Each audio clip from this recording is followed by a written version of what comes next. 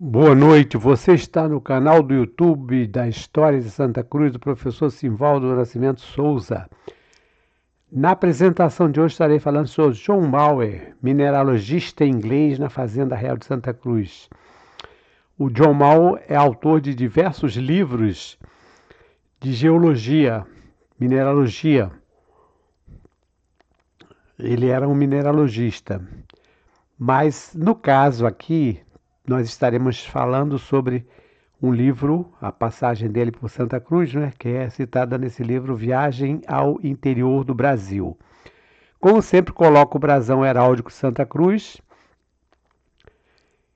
está lá na parte superior de cima, né, nosso brasão, que é a síntese iconográfica da história de Santa Cruz, e aqui do lado esquerdo, na parte inferior, tem uma cópia da folha de rosto da primeira edição do livro Viagem ao Interior do Brasil e abaixo a edição mais recente da editora Itatiaia do mesmo livro de autoria do João Mauer, que foi exatamente o livro onde ele fala sobre a passagem por Santa Cruz.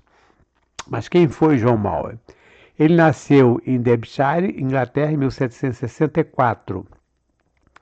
Era naturalista, mineralogista e comerciante de minerais. Dedicou-se por 15 anos a viagens marítimas com fins científicos e comerciais. Então, a principal atividade dele era realmente a mineralogia. Em fins do século XVIII, já havia explorado minas na Inglaterra e na Escócia em busca de exemplares mineralógicos para a coleção do rei da Espanha, Carlos IV. Em agosto de 1804, seguiu em viagem pelo Rio da Prata, aportando inicialmente em Cádiz, onde seu navio foi retido. A guerra entre a Inglaterra e a Espanha pela disputa do comércio colonial levou à sua prisão em Montevidéu.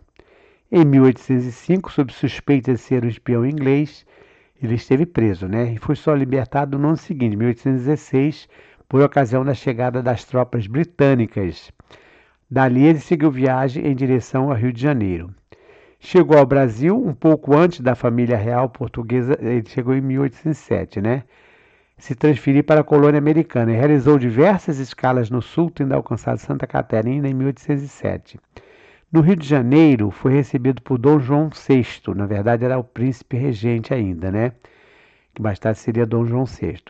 E com o apoio de Dom Rodrigo de Souza Coutinho, conde de Linhares, foi o primeiro estrangeiro a obter permissão para visitar as jazidas das Minas Gerais e outras regiões do interior entre os anos de 1809 e 1810, e tudo isso ele registrou em livro de sua experiência de campo em Minas Gerais. Ele morreu em Londres em 1829.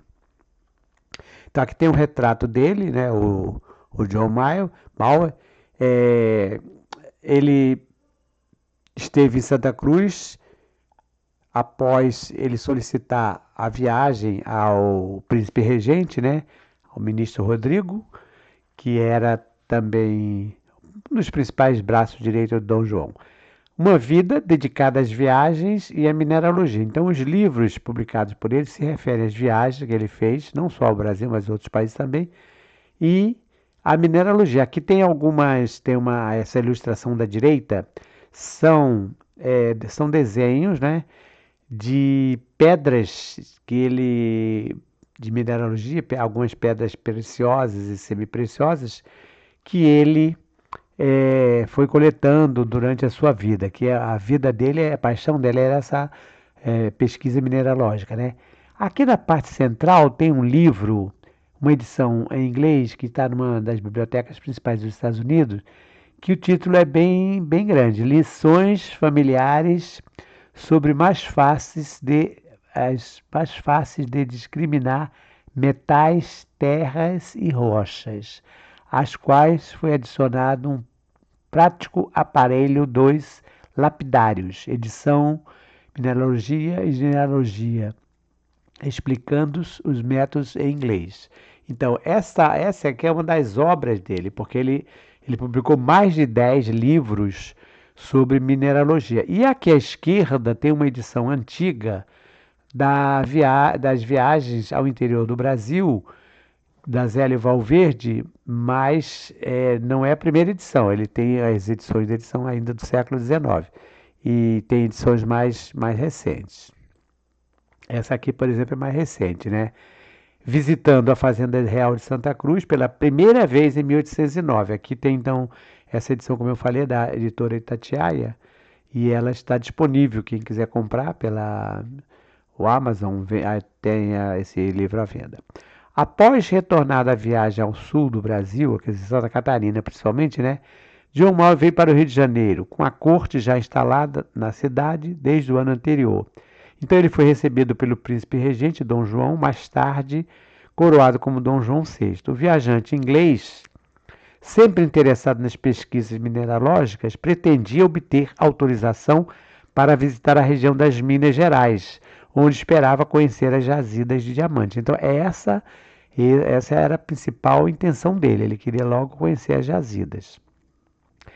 E ele contava com o apoio do Conde de Linhares, ministro Dom Rodrigo de Souza Coutinho, que era um dos ministros mais confiáveis de Dom João, né? Que o apresentou ao príncipe regente, intercedendo para que o inglês obtivesse a autorização pretendida, né? Então, Dom Rodrigo, como era amigo, já conhecia a fama dele, né? Agora, eu botei aqui convite ou intimação para João Mau administrar a Fazenda Real de Santa Cruz. Palavra de rei não volta atrás. Significa, como sabemos, que a promessa feita por um rei não pode ser alterada. E quando se trata de um desejo, vontade ou ordem real, como podemos interpretar? Dom João, provavelmente já conhecendo a capacidade administrativa de Mauer, ou talvez influenciado pelo Conde de Linhares, autoriza o inglês a dar prosseguimento às suas pesquisas mineralógicas, mas faz um pedido especial para que o inglês fizesse uma visita à Fazenda Real de Santa Cruz antes da viagem, né, às Minas, e apresentasse um relatório propondo algumas mudanças visando melhorar a produtividade, inclusive no sentido de mandar construir fábricas de laticínios nos moldes das indústrias inglesas para a produção de manteiga e queijo. Então esse aqui era o desejo de Dom João, né? Que a fazenda de Santa Cruz, que sempre foi uma fazenda de criação de gado, que pudesse ter a sua própria manteiga, o seu próprio leite.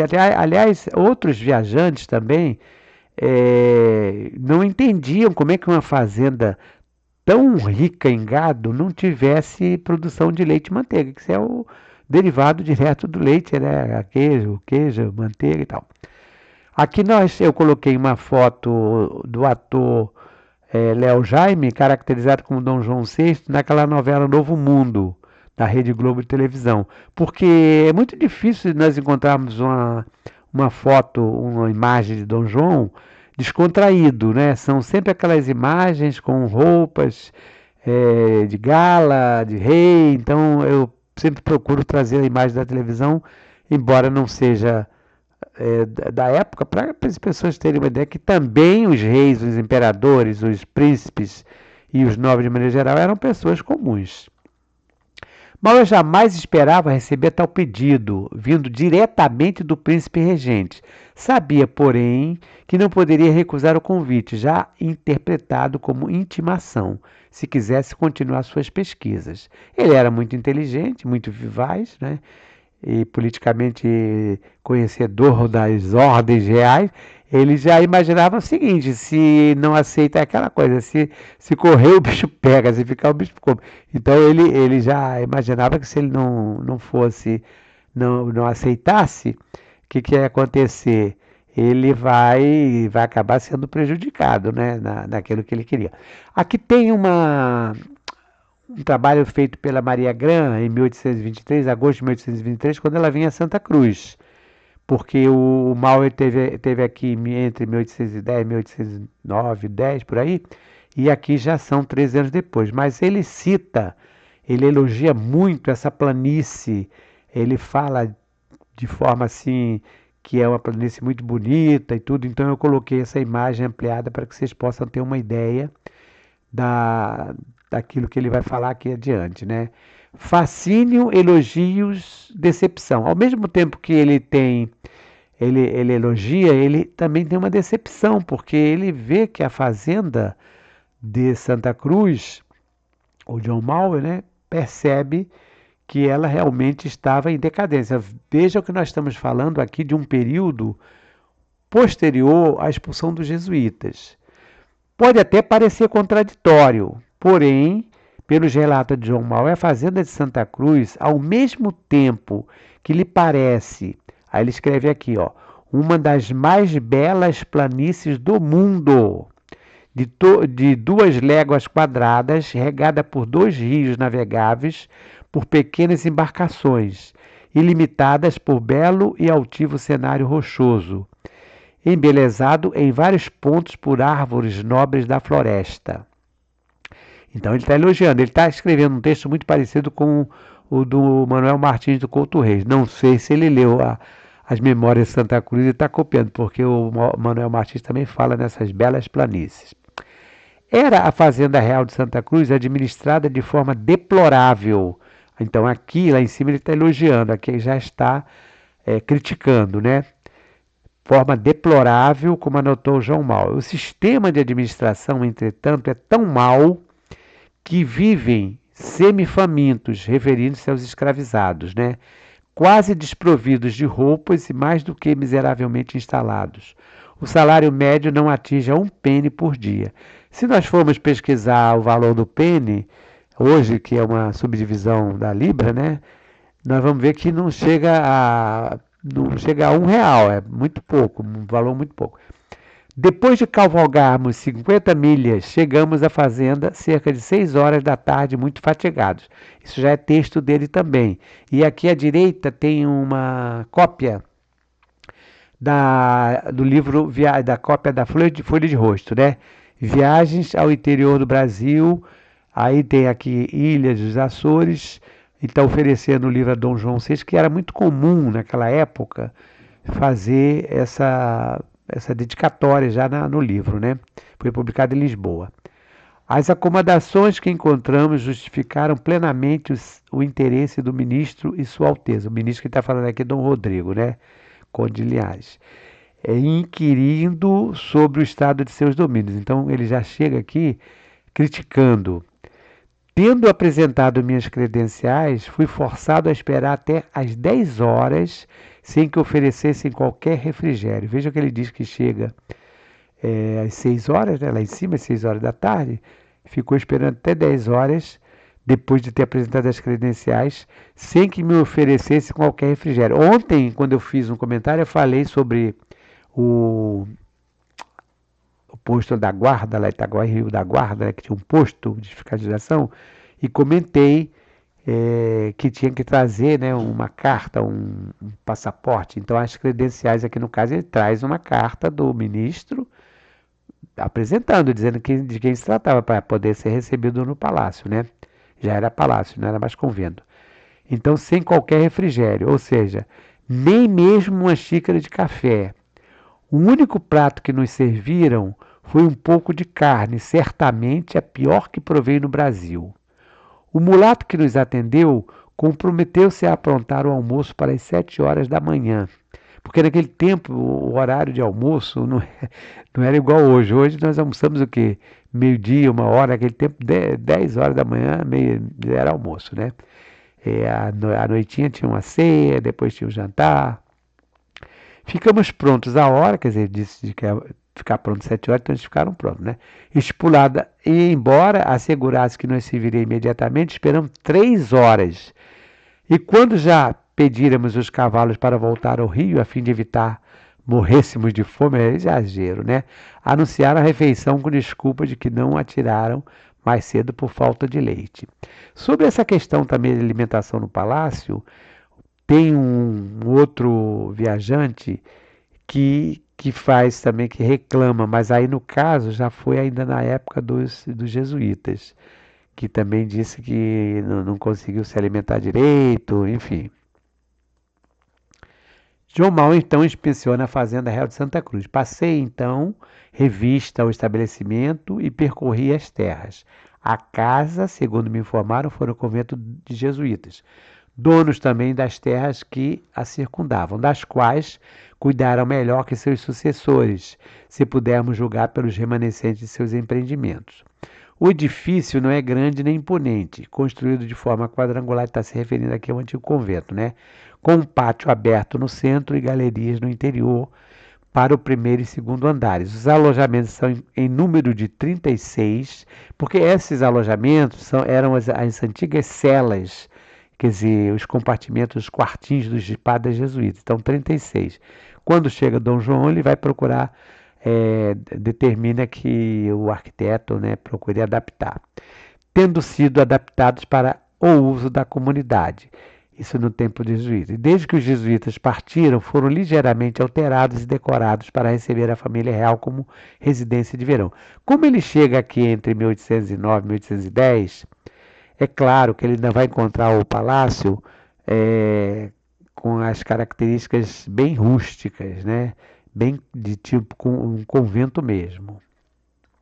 O viajante inglês compara o território da Fazenda Real de Santa Cruz com principais italianos. Vejam vocês que tem sempre o contraponto. Ao mesmo tempo que ele faz a crítica, ele fazendo a crítica no caso das dependências, das instalações, ele vai elogiando a parte do ambiente, né? A parte baixa, que é considerável, apresenta-se entrecortada de pântanos que podem ser drenados facilmente e tornarem-se cultiváveis. Quer dizer, então veja que tem um problema, mas ele já está dizendo que pode ser cultivado desde que seja um trabalho, né? É sério. O parque abrange em toda a sua extensão área superior a 100 milhas quadradas, território quase tão grande quanto o de alguns recentes principados italianos, e capaz, em virtude de sua fácil comunicação com a capital, tanto por via terrestre quanto fluvial, de transformar-se numa das mais produtivas e populosas do Brasil. Então, o jornal inglês, né, ele está aqui vaticinando que Santa Cruz teria condições de ser realmente uma cidade, né? Avaliação pessoal de João Maus sobre os escravizados da Fazenda Real de Santa Cruz. Eu coloquei aqui uma imagem mostrando mulheres e homens escravizados na lavoura. Não é uma imagem da época, né? Foi tirada da internet, aqui está o crédito, só para ter uma ideia desse trabalho. Nesta fazenda, os negros, segundo todos os dados que obtive, sobem a cerca de 1.500. Quer dizer, pelos inventários, em alguns inventários, eles apresentaram até 1.700 homens. Eram muitas pessoas, né? Constitui, em geral, excelente classe de homens, de ânimo dócil e tratável, e de modo nenhum destituídos de inteligência, óbvio, né?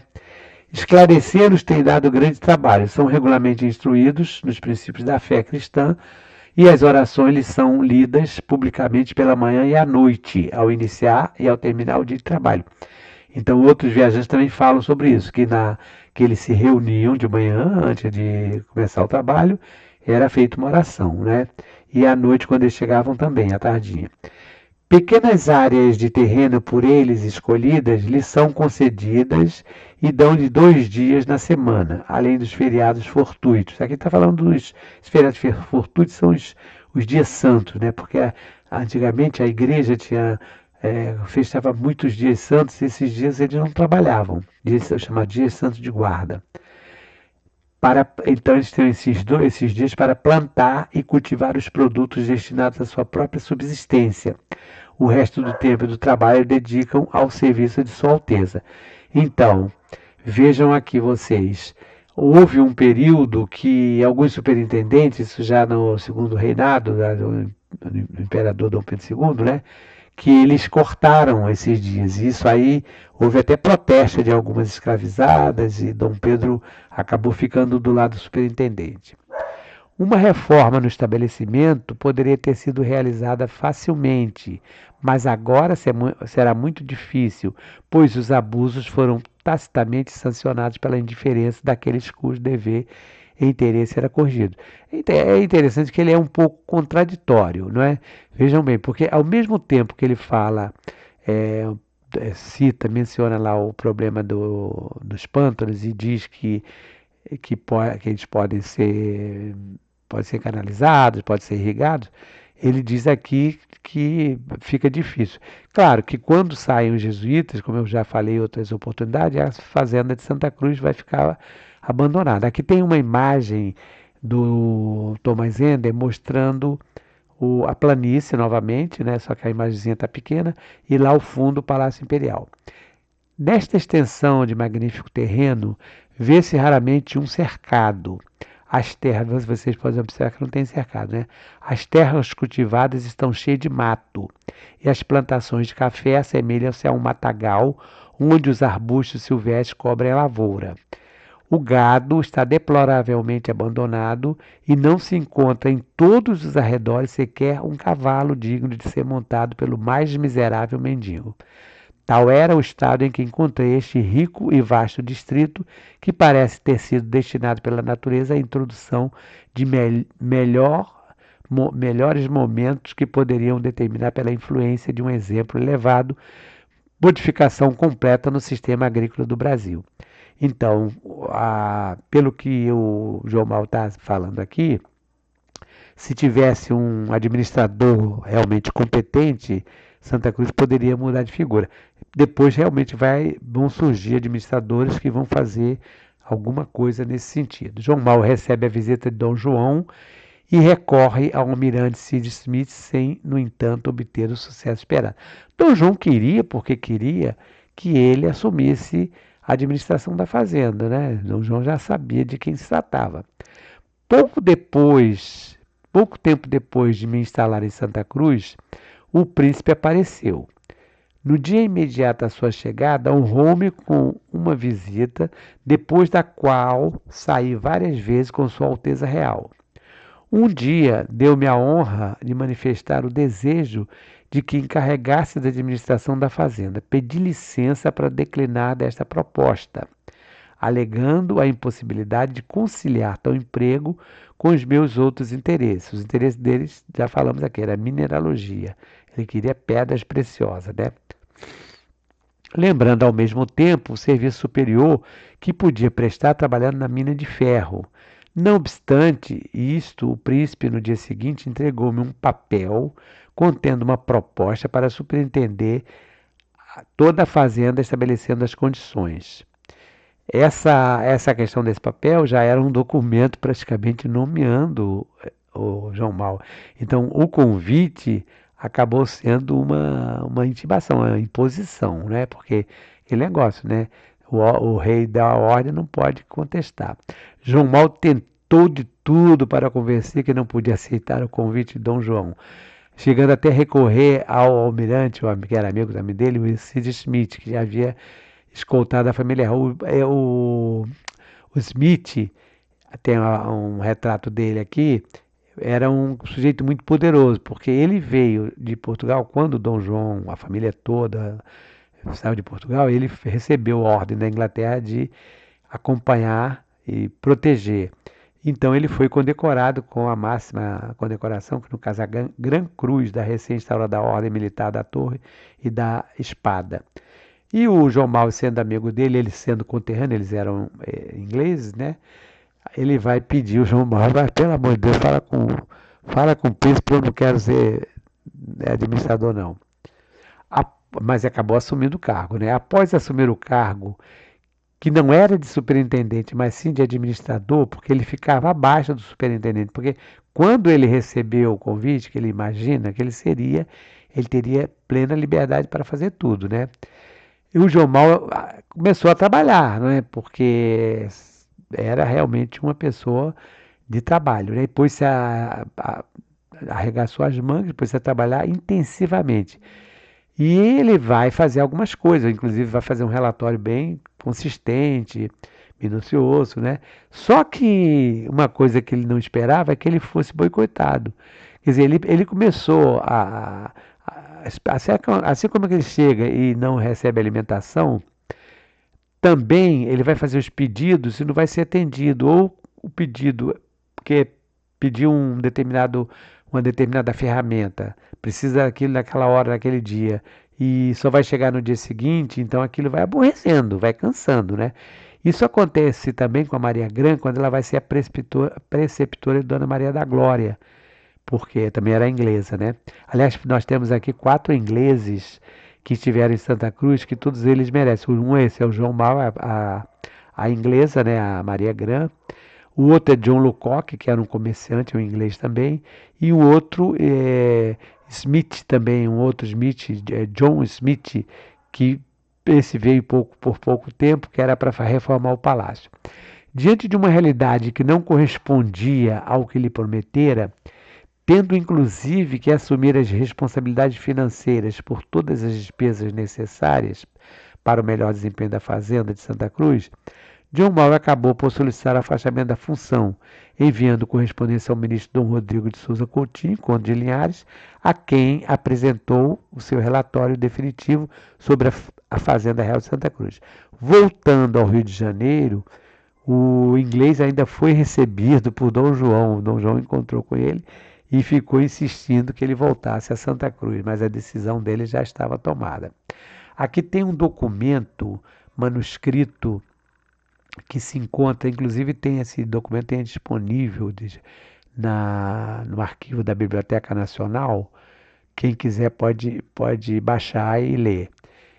São ofícios identificando o problema da Fazenda de Santa Cruz, remetendo plano para a melhoria da mesma, desaprovando a ingerência do Estado na administração da mesma e informando sobre o andamento da mina de ferro Santa Cruz. Documento de outubro de 1808. São 5 documentos, são 11 páginas em inglês, com tradução em português. E apresenta a folha manchada, a coleção Rio de Janeiro. Então, esse documento está na Biblioteca Nacional. E esse documento, como tem uma importância grande, ele tem servido também como um texto para que as pessoas possam saber um pouquinho mais sobre o período que João Mauro chega a Santa Cruz. Então, ele escreveu aqui: há um menino em Santa Cruz que foi criado como criador de vacas e rebanho na Escócia. Naturalmente, quando ele chegou aqui, ele andou pesquisando e soube disso, né? O jovem mais útil possível naquele departamento prestaria um serviço infinito às minhas próprias custas. Detive-o sabendo do seu valor. Então ele colocou o menino por suas custas, né? Ele pagando, para ver o resultado, né? As circunstâncias como essas devem ser tão circunscritas como é possível buscar melhorias. Então ele está questionando aqui, porque vejam bem, se ele, chegando aqui por pouco tempo, ele já descobriu que tinha alguém que tinha conhecimento para produzir a manteiga ou o queijo, né? Com experiência lá na Escócia, por que outros não poderiam fazer também? Dos inquilinos da propriedade pode ser possível obter um certo número de pés de café e outros. Isso é negligenciado para evitar incomodar sua excelência. Quer dizer, no caso aqui o ministro, né? Podem ser feitas milhares de pequenas melhorias que são indispensáveis para uma fazenda cultivada, mas todas serão omitidas em vez de representadas por medo de serem consideradas problemáticas. São alfinetadas e ao mesmo tempo sugestões. Lamento acrescentar, 2 dos 4 negros que me foram atribuídos estão doentes com fortes constipações. Talvez essa indicação, né, desses negros tenha sido de propósito. Não, manda esses escravizados que estão doentes aí para ficar lá com o inglês. Claro que eu estou apenas conjecturando, mas pode ter acontecido, né? Essa maldade, digamos, você tinha 1.500, você vai pegar logo os 4 doentes? A razão é que não tem camas, tapetes ou tábuas para se deitarem, nem mantos para se cobrirem. As noites no curtume são muito, muito frias. O termômetro às vezes chega a 50 graus. Quer dizer, aqui, ao mesmo tempo que era fria, era também quente, né? Deitam-se no chão. É verdade que os forneço carne, mas estão excluídos do privilégio de trabalhar para si próprios nas férias. E como podem viver? Então, nem todos tinham direito aos terrenos. Alguns tinham que trabalhar. Eles merecem um tratamento diferente. Então, ele está aqui defendendo os escravizados, né? Eles solicitaram repetidamente roupas, mas nunca conseguiram obter nenhuma. Provavelmente, o coronel não tem autoridade para dar a eles até que Sua Excelência tenha sido consultada e posteriormente determinar sobre o assunto. Então, vejam vocês que aqui tem um retrato dele e a folha de rosto, em inglês, do livro em inglês. Veja aqui que o Mao, em inglês, ele está apontando aquilo que nós já conhecemos em termos de burocracia, de um empurrar para o outro. Então, o coronel, que era o superintendente, não tinha autoridade porque tinha que pedir o ministro. O ministro, por sua vez, tinha que pedir ao príncipe regente. E aqui encerrando esse relatório dele, ele diz que homem que é tido como senhor, se o que professa pode se permitir prejudicar seu patrão por uma política equivocada, por ser governado por homens totalmente estranhos ao negócio. Então é outra coisa também, né, que ele se coloca aqui, talvez, né, querendo dizer que ele também não tinha condições de assumir por não conhecer de tudo, né? A indústria será perdida e todos permanecerão na ignorância e no erro.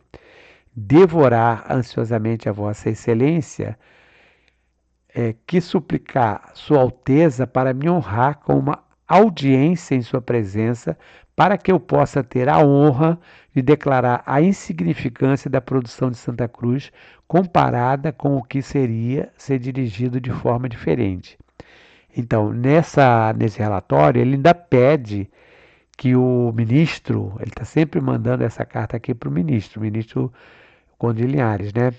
Para que eles, juntamente com o ministro, na presença de Dom João, pudesse apontar os problemas todos e a possibilidade de solução, né? No que concerne a mina de ferro, sinto mais prazer nesse assunto, porque ele era mineralogista, ele queria saber de mineralogia, é claro que a mina de ferro vai interessar mais. Como Sua Alteza Real me prometeu, ficarei muito honrado em trabalhar no interesse conjunto de Sua Alteza Real, ou como meu, mas se for acorrentado pelo governo, receio que demore muito tempo para chegar ao crédito, a menos que meu poder como gerente seja ilimitado. Foi o que ele não percebeu em Santa Cruz. Então, disseram que ele teria poder limitado, depois não. E, inclusive, ele percebeu que ele teria que arcar com todas as despesas. Claro que não ia aceitar isso, né? Quando essas questões forem decididas, mandarei chamar operários e, quando estiver seguro, mandarei minha família vir aqui. Mas já se perdeu muito tempo e ainda não nada digno de nota foi feito. Vendo a lentidão com que esses assuntos, particularmente relativos a mim, são conduzidos, o que acontecerá se eles não forem remediados no momento presente? As terras de terceiros em Santa Cruz são as melhores da fazenda e devem ser bem examinadas e, se necessário, colocadas nas mãos de Sua Alteza. Então, ele inclusive está falando aqui naqueles foreiros livres que acabavam tendo as melhores terras de Santa Cruz. Aqui tem uma ilustração mostrando os escravizados fazendo aquela limpeza do rio, né?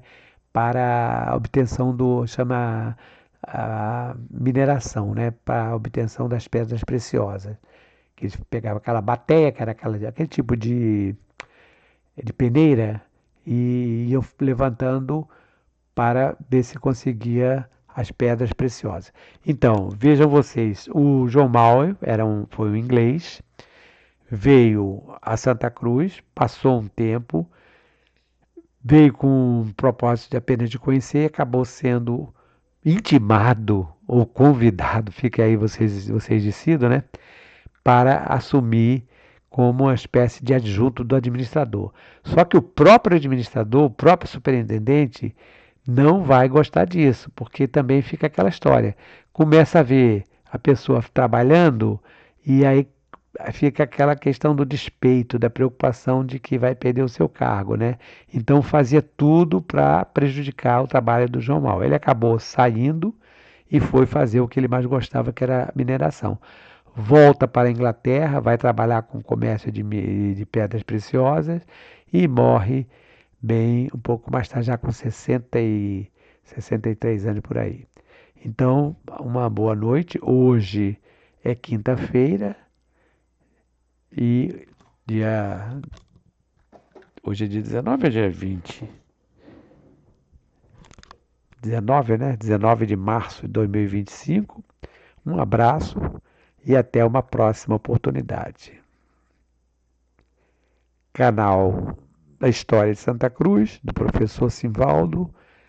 Já sabem, né? Se gostarem, não esqueçam de fazer os comentários e compartilhar com seus amigos. Até uma próxima oportunidade.